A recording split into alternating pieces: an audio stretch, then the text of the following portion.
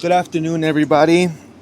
Today I'm going to be filming outside for the very first time because it's about time that I showcase a really cool plant that I have. This is a Ficus, elastica, Shivereana, Moonshine, aka the marble ficus. Got a lot of names. I have this exact variety of plant in my previous video I showed. I have it in my windowsill in my bedroom. And that one's very pampered and temperature controlled, humidity controlled, very spoiled, so it's in pristine shape. However, this one is actually 4 stalks and it's outside. Very cool. It's not pampered because the conditions are out here, but I spend a lot of time out here with it. I like to eat seeds, sunflower seeds out here, and scroll on my phone and listen to music out here, kind of detached from the world. This guy's really cool. He's got some good variegation on him. What's really interesting about this plant is that I'm practicing, it's not exactly bonsai, obviously, right? Bonsai is by definition shrinking the leaf size and proportions, manipulating the proportions to make the plant as miniature as possible, and also simultaneously making it resemble a very ancient tree, you know what I mean? So I guess this is closer to literati. I'm probably butchering that pronunciation, but literati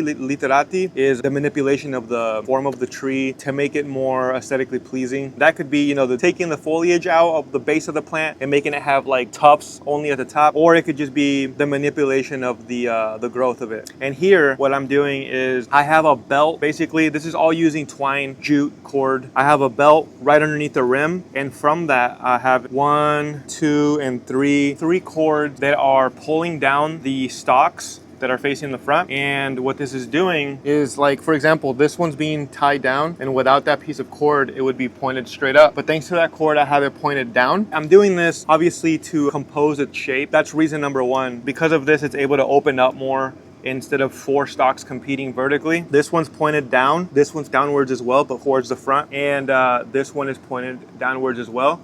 This one in the back and this one in the back are the only ones that are growing forward.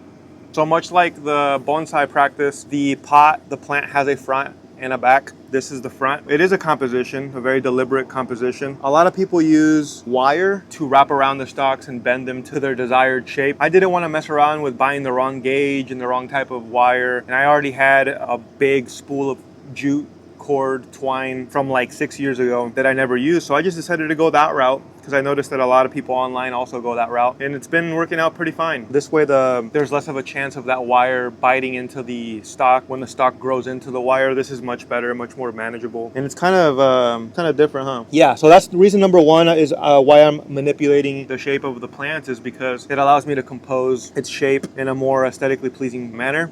But the second reason why is because I realized that there's many different ways to get the branching.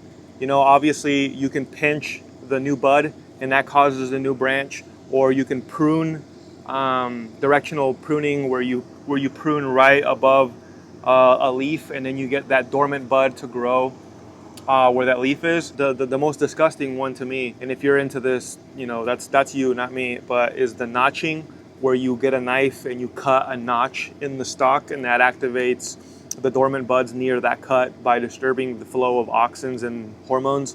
To me, that's disgusting. That's like mutilating your plant. I think that's really gross. It's probably not that big of a deal, but I love my plants, and I don't. And then also, it's like, I could understand if by notching, if it was 100% chance of getting your desired results, I could maybe see the reason why you could get past hurting your plants, but like, it's less than 50% chance of it working, including if you use hormone powder. So I just don't see that's just a no-no for me.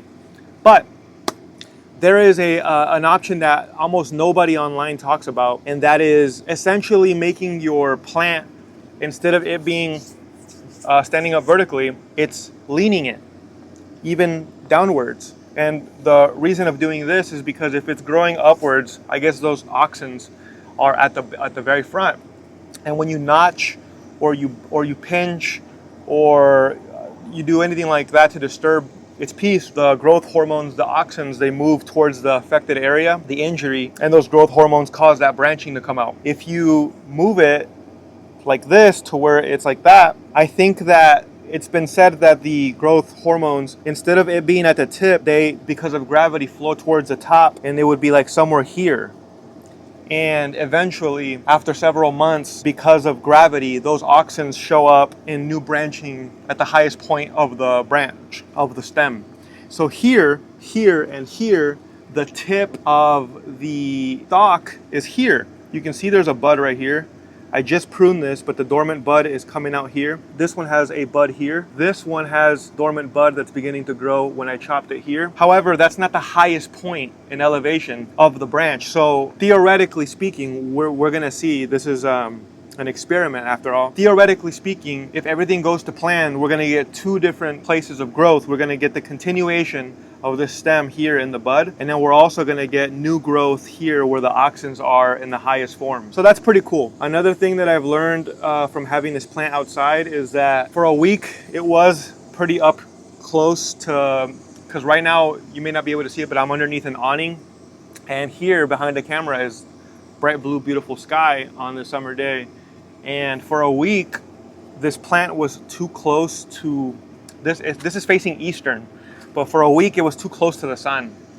And because it's an eastern facing, side of the house, it gets like 3 hours of morning sun, which isn't very intense. But for a week, it was getting that, and it was too much. And the new growth coming out, as you can see, is like a poopy brown. Number one undesirable thing. Poopy brown here, almost zero variegation. ChatGPT says that the variegation on moonshines or on any plant are genetically random. I'm just not, I don't know if I can agree with that, because I don't know if it's the high amount of sun or if it's the acclimation to being brought outdoors, but this experiment has showed me that the new growth on this moonshine is not nice. It's not what I want. It's a poopy brown with no variegation. So this could be a result of it not being properly acclimated to the sun. After that 1 week of it getting too much sun, I did move it back and it's been doing a lot better. However, also when I brought it home about a month and a half ago, it was in a big nursery pot and it was much bigger than this terracotta pot. When I lifted the roots up, half of the nursery pot was full of soil and the root ball was nowhere near starting to root into that soggy pile of soil. And I should have repotted it into this right away, but I didn't. And so for like a month, it sat in, the nursery pot was this big. Half of it was wet soil, half of it was root ball in soil. And I thought that just by it being outside, that was gonna take care of the issue and dry it out and not get root rot. It didn't get root rot, but it did spend, it's been out here for almost 2 months now. And I've only watered it once or twice. That's not good. So enough was enough. And I think a couple of days ago, I fully repotted it. And when I took the root ball out, it hadn't done anything. It hadn't made any progress. So what I did is I took off all the soil and I repotted it into, really good chunky soil with orchid bark and pumice and charcoal. And so now the terracotta should be drying it out. The chunky soil should be letting it breathe. The smaller amount of soil should also be helping it dry out. Also, this is my pet spider. I have 2 pet spiders that live here. I really hope you can see him. That is my jumping spider. Is he gorgeous or what? His name is Jampote. He's beautiful. I have seen him eat a couple of bugs. There's a smaller one named Jumpito, but yeah, he's out here on my plant almost every time that I'm out here drinking coffee. He's a good friend of mine. Jumpito came first, which was like a quarter of a size. Jumpito is microscopic. Let me reframe real quick. Almost at the very beginning of me having this plant out here, I found a little tiny spider named Jumpito. They're both jumping spiders. And it was just me and Jumpito for a long time, and then Jampote came out. And I thought that he had eaten the smaller one, but I later confirmed that they are coexisting. So that's pretty cool. However, Jampote, the bigger one that you saw, his spider webs are really strong. And when this guy was rolled up, because it hadn't fully unrolled yet, when it was like a little taco, I kept watching it for many days until I was like, what's going on? Why wouldn't it come out? It's been stuck like this. And I realized that inside of the little taco, Jampote had built his nest, and his webs were so freaking strong that when I scooped it out, it was genuinely hard to do so. His web strength is very impressive. But yeah, I had to kick him out of there because he is allowed to live in my plant, but he's not allowed to disrupt the plant. He's not harmful to the plant. Another cool story is Jumpito, which is nowhere to be found because he's very tiny and he only shows up half the time. But one time, Jumpito was found inside my home. It was like the week that I discovered him, and I got a text while I was at work from my wife. It was a video or a picture, I can't remember, of her finding Jumpito in my apartment. I think he's inside. I think this is your friend. I'm going to capture him and put him in the outside. And so she carefully grabbed him with a piece of paper towel and brought him back out here. She evicted him from my home. I don't know how that happened. Very strange. He must have jumped on me and then came into my house. But yeah, Jumpito and Jumpote have been such a lovely part of the experience. Having them as little guests on the plant. They have been living here for a long time, so it's not like something that I'm romanticizing and it blowing out of proportion. They are genuinely roommates and they coexist here. They're really, really cool. But yeah, before I even bought this plant, I had seen that Walmart had like 10 or 13 moonshines. I wanted to get them, but I didn't want to pull the trigger because I was scared to have a house plant living outside. I went on vacation. I went to the Indiana Dunes and to Chicago, and I swear to you, the whole time that I was out there, it was in the back of my mind that I wanted to do this. So quite literally the day or the day after that I got home, I went straight to Walmart and I bought them. I don't regret doing that. It's been a really, really cool experience to have this plant outside. When I selected him, I selected this one specifically because it had the most branching. I don't know why it happened, because typically nursery plants don't get trimmed and trimmed and trimmed into strong ramification. I don't understand why it happened. I got really lucky. But like there's four stalks. This one right here on the one closest to me has 3. 1, 2, 3.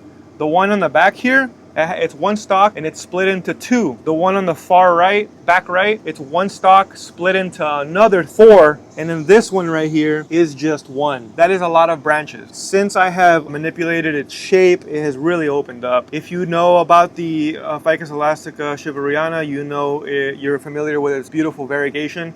If you're not, let me just introduce you real quick. There's this one that's like the speckled Oreo mint. And then there's my favorite where it's that medium green with the deep green stains. Very, very cool. There's this shit one that has almost no variegation. And that's what we're getting right now with the current mixture of variables. So hopefully that changes. There's another one that only my indoor one has, and it's very young leaves. If you want to go look at that, look at my plant collection in my windowsill. The variegation on that one is ridiculous. I don't even understand how I could replicate that, because that's how I bought it. The one in there is a main stalk and it's got a little branch at the bottom, and like there's 4 baby leaves at the bottom that are just variegated to perfection. I don't know, it's like a crazy pattern. It's like orange speckled. It's like crazy. You got to go look at it. So yeah, to wrap up, this is going fantastic. I'm really dreading the growing season ending because I don't want to bring in any pests and affect my collection of plants with, I'm not familiar with pests because I don't have any pests, knock on wood. This is wood technically. But I don't want to bring in any mites or scale or any of the big pests. It's possible that this has 0 pests, but I just don't know. And there's no way of actually like making sure that I don't bring any in. So my plan when I bring it in is that I'm gonna spray it down heavily, mechanically get everything off, and then I'm gonna spray with neem oil, and then I'm gonna try and isolate it. But yeah, eventually this does have to come in because we get into the negatives in Fahrenheit here in the winter. Lastly, I want to talk about it solidifying in this shape. Just because I have it like this doesn't mean that I can take off the twine and it'll stay like this. If I take this off right now, eventually it'll straighten back up when it's under the grow light in there for the winter. Because right now it's facing a light source of the sky, which is on the side, right? So it's going like that. But eventually this is going to be brought indoors and it's going to have a grow light directly above it instead of on the side. So eventually all the leaves are going to point upwards, just like all my plants indoors. So if I were to take the twine off, it will straighten itself out. But if I keep the twine off, then eventually everything is gonna go like that and then up, right? And if I take the twine off even then, it'll still straighten off. So what's my point? Is that in a young ficus, all the new growth is, the stem is green, you know, it's flexible. As you can see, it moves. That's why I'm able to do what I did with the twine. But eventually, as it gets older, you might not be able to see here. Well, you can if you saw Jumpote. The base of the plant is wood. It hardens by turning into wood, like an actual tree, you know? But that doesn't happen until it matures, and that wood slowly creeps up, and it slowly, as it ages, the new growth, which is green and flexible, it hardens into wood. And so this twine has to stay and hold this shape until those bends that I want are solidified into wood. And once that happens, we're set, baby, where there's no going back. The shape that we have here is solidified to echo into eternity with much beauty. And I can't wait for that to happen, because basically this right here is a very long-term investment. This will be its base, and it'll be wooden, and then its new growth will be like that. I can't wait. And that's, you know, granted if everything goes well. So yeah, I can't wait to see what it looks like in the future. This terracotta plant is split from top to bottom, but this little twine is keeping it together. I don't see the point in throwing it away or even cementing it. I think it's fine the way it is. None of us are perfect. All of us have our cracks. Doesn't mean that we should be thrown away. You know, we're still useful. We're still trying our best. So we're gonna keep it rocking. Thanks for watching once again. We'll see you next time.